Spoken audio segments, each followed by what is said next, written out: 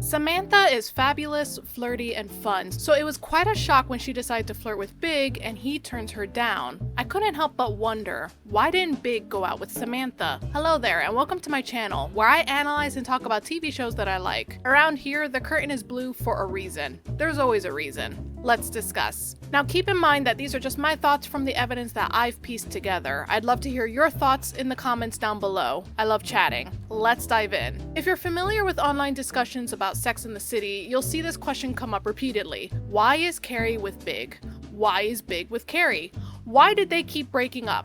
Why didn't she stay with Aiden? And these are all valid discussion pieces, but I want to start at the very beginning. In the first episode, Carrie is on the prowl for some information for her column, Unmarried Women, Toxic Bachelors. At Miranda's birthday get-together, the group of 4 friends discuss the concept of dating and sleeping around like men, without any strings attached. Samantha concludes with, "This is the first time in the history of Manhattan that women have had as much money and power as men, plus the equal luxury of treating men like sex objects." But Carrie's not so sure. Were women in New York really giving up on love and throttling up on power? She decides to hook up with an old fling, Kurt, and toss aside the messy emotional stuff. Afterwards, while walking down the street, she thinks to herself, "I left feeling powerful, potent, and incredibly alive. I felt like I owned this city. Nothing and no one could get in my way." Then bam! She gets bumped by some guy and her purse filled with makeup and condoms spills all over the street. Cue Big. This is their first meeting. And let's be real, Big's not stupid. He's either thinking one of 2 things. She just hooked up with someone,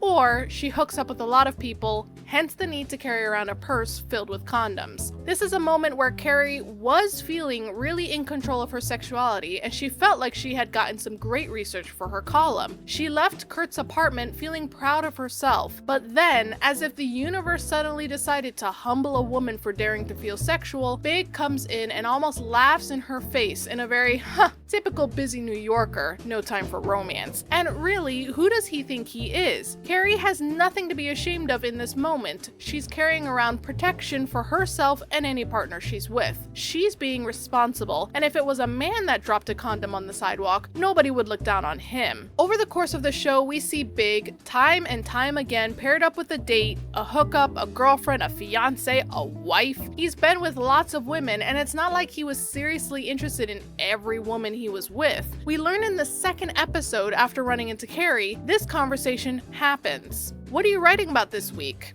Well, I'm working on a story about men who date models. Any thoughts? Only that they're very lucky.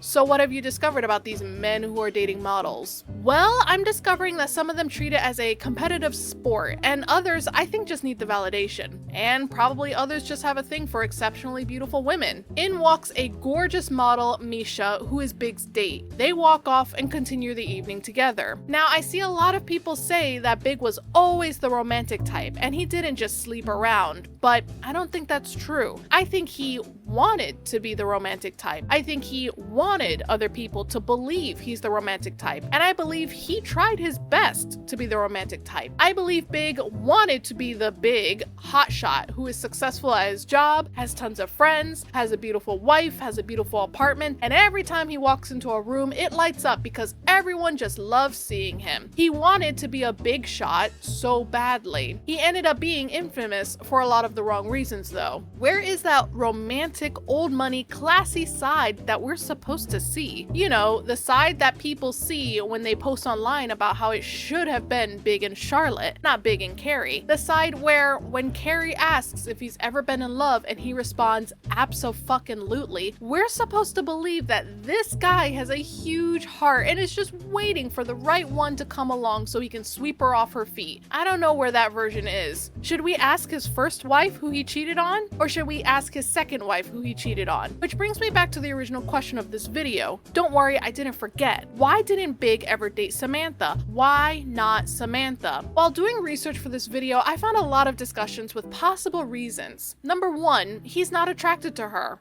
Now, I don't believe this. She's gorgeous, she has a great fashion sense. Big has been seen with plenty of women that have good money, have good jobs, including his previous wives, so I don't think that's the reason. Number 2, he's not interested in just hooking up with people. I don't think that's true either. When Carrie and Big start going out, they head to a party in season 1, episode 7, The Monogamists, and random women are coming up and kissing him while Carrie is right next to him. His friend even comes up to Carrie and calls her Julia. I mean, come on, this is a guy that is known to have a lot of flings, and this is very much in his present, not his past. I'm not buying the whole Big is just so romantic and he's looking for love. I don't believe it. So why not Samantha?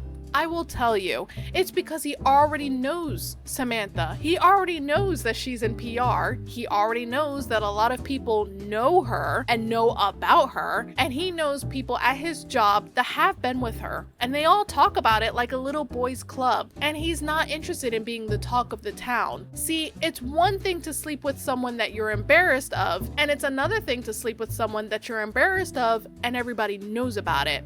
Let me explain. Firstly, Samantha already knows Big. Cue this conversation. Let's look at this conversation. Samantha comes up to Carrie and says, "You see that guy? He's the next Donald Trump, except he's younger and much better looking." The camera pans over to Big and he waves at Carrie. Carrie waves back. Samantha says, "You know him?" "No, I've never seen him in my life. He usually only dates models, but hey, I'm as good looking as a model, plus I own my own business." Samantha walks over to Big and this conversation plays out. "Look, I do the PR for this club, and I have the key to the private room downstairs." Really? Do you guys hear that? It is sirens going off in his head. This lady does PR. Anything I do with her is going to be talked about like hot gossip. She's hitting on me in front of all these people. She's not the type to keep things on the down low. "You want a private tour?" "No thanks, but maybe another time." Rejected. But how do we know Big would care about this getting talked about? For that information, you'll have to watch the first movie, where Carrie and Big are engaged, and Carrie gets carried away with planning the wedding. I don't have time for this. "You're not taking this seriously." No, I'm not. It is a circus. 200 people? Page 6? This is my 3rd marriage. How do you think that makes me look? I didn't know that was even an issue. So why didn't you say anything sooner? You wanted all of this. And see, this was the beginning of Big's cold feet. He's very well aware of how people at his work and all of his friends view him. Let's look at what his best man has to say about him during the rehearsal dinner. Samantha tries to make a toast, and this exchange happens. Now, I know it's tradition at the rehearsal dinner for the maid of honor to reveal embarrassing things about the bride, but in our group, we never kiss and tell, so I'd like to make a toast to the groom. There's a word he's never heard before. Carrie says, "Who's that guy again?" "Carl. He's a partner at the firm." Carl's kind of a jerk. You know what they say, 3 times a charm. This is Big's 3rd wedding, and this is who he chose to invite? Carrie doesn't even know him or recognize him. Big really doesn't have any friends. The guys that he introduces to Carrie are guys from work. Don't believe that Big doesn't have any friends? Let's see where Big is during the New Year's Eve countdown.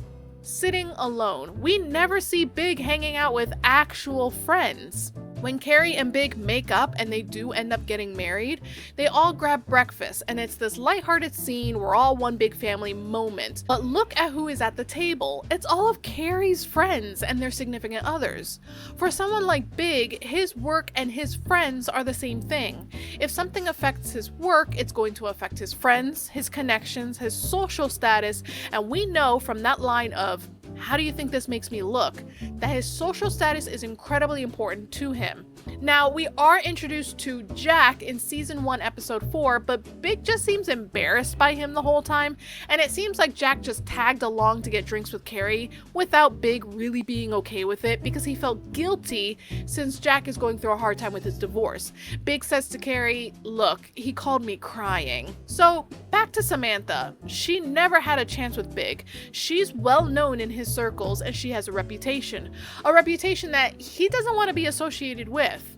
So why Carrie and not Samantha? Easy. He is attracted to Carrie, he does find her interesting, fun, and charismatic, but what about that reputation? You might be asking, if Samantha is too well known and has a certain reputation, what about Carrie's reputation? In the beginning of the series, what kind of reputation does Carrie have according to Big? They're strangers, just getting to know each other, but what does Big think of her? Well, he saw her picking up condoms all over the sidewalk. That was his first impression. Then he learns that she writes a sex column. What does he think of that? I started reading your column after we met. You did? Yeah, cute. Cute? Well, yeah, cute. What are you writing about this week? Now, I don't know about y'all, but I always found this incredibly irritating. I didn't find this little interaction to be a cute, flirty kind of thing. I just found it condescending, but hey, maybe that's just me. Big then inquires to see where she works, presumably so he can visit her or they can grab a cup of coffee or something like that. Finds out that she works sometimes at a cafe and stops by. Why Carrie? Because nobody's gonna find out and nobody in his circle is gonna care. Big started reading her column and saw that everyone's got a pseudonym in her column. Inquired about her office, and it turns out that she works by herself and doesn't have any coworkers or supervisors that he could run into. The connection between Big and Carrie was intimate, whereas with Samantha, the whole world would have known about it, and with that comes judgment, gossip, and perhaps even exclusion in some of his high status circles. We start to get a little bit of a better understanding about Big's circle in season 2, episode 10, the caste system. You probably remember this episode because it's the one where Big gives Carrie a bejeweled pigeon purse, which Carrie finds horrendous, then proceeds to put a dead bird on her head for her wedding, but I digress. Throughout the entire episode, the question of, can we date outside of our caste, is brought up, because it's not just a money thing, it's an ego thing. It's a social status thing. As soon as they walk into the party, Carrie is immediately uncomfortable.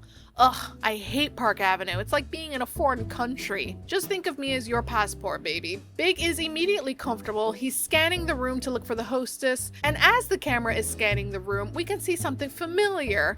A lot of tiny, bejeweled purses in the shapes of objects and animals, eggplant, watermelon, and what looks like a little pig.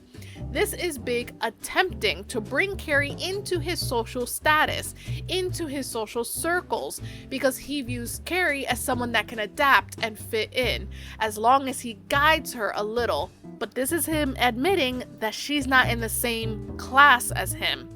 Samantha isn't the type to be guided to fit into certain circles. She makes her own path, and if she wants in, she'll find her own way, no matter what it takes. Carrie is malleable, which is a really nice way of saying easily manipulated. And let's be real, we see time and time again where Big calls the shots.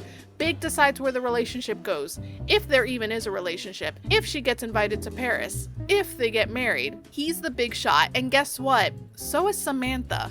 She's a version of Big as well. She makes great money, has a great status in the business world, has connections all over the place, and she calls the shots in her relationships.